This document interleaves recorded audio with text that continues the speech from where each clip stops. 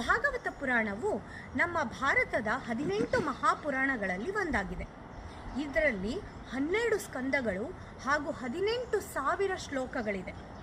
ಭಾಗವತ ಪುರಾಣವು ಕೃಷ್ಣನ ಲೀಲೆಗಳನ್ನು ಹಾಗೂ ಅವನ ಭಕ್ತರ ಕಥೆಗಳನ್ನು ಹೇಳುವ ಒಂದು ಮಹಾಪುರಾಣ.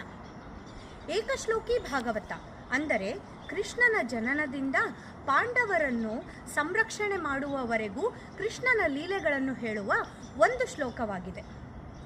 ಆದೌ ದೇವಕಿ ದೇವಿ ಗರ್ಭ ಜನನಂ, ಗೋಪಿ ಗೃಹೇ ವಾಸನಂ, ಮಾಯಾಪೂತಣಿ ಜೀವಿತಾಪಹರಣಂ, ಗೋವರ್ಧನೋದ್ಧಾರಣಂ, ಕಂಸಚ್ಛೇದನ ಕೌರವಾದಿಪತನಂ, ಕುಂತಿ ಸುತಾಪಾಲನಂ, ಏತತ್ ಕಥಿತ ಭಾಗವತ ಶ್ರೀಕೃಷ್ಣ ಲೀಲಾಮೃತಂ.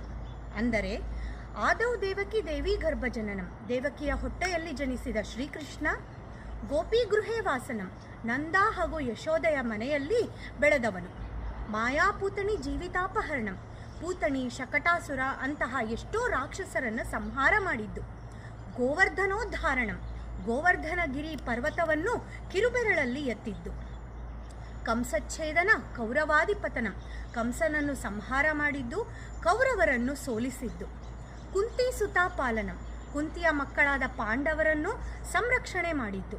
ಇದೇ ಭಾಗವತದ ಶ್ರೀಕೃಷ್ಣ ಲೀಲಾಮೃತಂ. ನಮಸ್ಕಾರ.